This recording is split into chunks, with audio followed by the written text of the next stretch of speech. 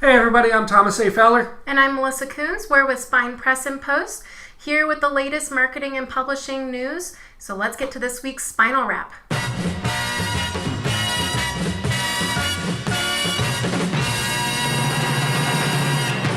Our first bit of news is about safety and regulations on advertising with Facebook. According to an article on Mashable, in order to fight fake news and a lot of content that's been shared out causing a lot of problems with social media users, Facebook is actually creating a lot of stringent regulations on their advertising. And while initially it won't seem like it affects authors and publishers, we do have to actually keep a close eye. One of the big things is how many ads are shown relative to content. This basically means that if your website or blog is not getting a lot of consistent content posted to it, then it basically is shown as a not valid site. And so if you're serving a ton of ads but not putting a bunch of content out on your site, it may actually flag it as irrelevant because a lot of ghost websites get put up just to put up a bunch of spam ads and false news, basically. The other one is sexually suggestive or shocking content. So romance and erotica authors, just make sure that you're always aware of what the Facebook guidelines about what's sexually exploitative or R-rated content that they will flag as inappropriate.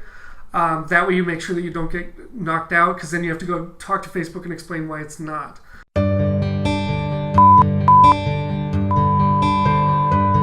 The other thing is malicious or deceptive ads. Just make sure that you're always very clear about what you're offering and how much it is. If people or users on social media have a lot of questions, that could cause some problems. And the final thing is pop-up ads or interstitial ads. Now, this is only relevant if you're basically buying digital placements, because pop-ups and interstitial ads are things that are served up through Google AdWords or Google platforms. But if you are using them, you have to be careful, because too many of those, and if the content is flagged as basically spam or irrelevant content, it will knock you out. So MyModernMet.com just put out a really interesting news article, and it was looking at some of the color palettes in famous movie scenes.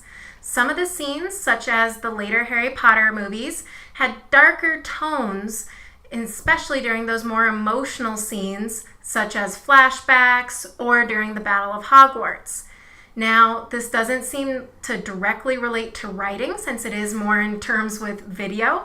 However, if you look at it from a writing perspective, how can you use color to show tone in your scenes? If you're having a more dramatic scene, maybe you can mention more dramatic coloring. If you're having a happy scene, mention bright colors, light colors. It's a really interesting read and can try to figure out how you can implement it into your own writing. Another bit of news is that Amazon is drawing a bit of anger from publishers and authors, mainly because they're allowing book resellers to essentially win over the buy button, meaning that resellers are able to take over the primary default way your book is sold. And this is obviously problematic because the publishers and authors then don't earn any of the royalties and sales percentages that we would normally get if we, the publishers, are given the primary buy button. Now, right now, a lot of the writers' guilds and the major publishing companies are going through negotiations through Amazon. We ourselves, from an indie perspective, have not seen anything that's overly actionable. It doesn't seem like they're opening a platform for comment or any forums like that. So we'll be sure to kind of keep up with this story, and if anything opens up, we'll be sure to let you know. Another big piece of news is that Andy Weir's new novel was announced for a release in November. Now, it's really telling in terms of how big this became. It was featured on Bookseller, Geek.net, The Nerdist.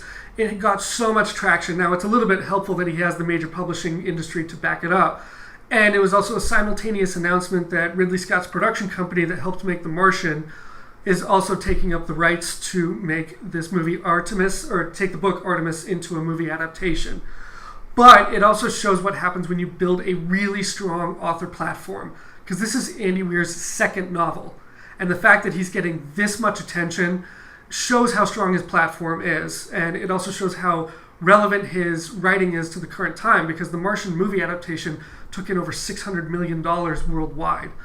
So it shows that his novels are really relevant to the time, and he's built up a huge platform for himself just by writing what he wanted to read. So that's always relevant to make sure that you're writing the books that you yourself want to read, because that's going to gear you up for success a lot more than writing to a trend or anything ever would. So some great news out there for all of you romance readers. KFC, yes, Kentucky Fried Chicken, has released its own romance novel.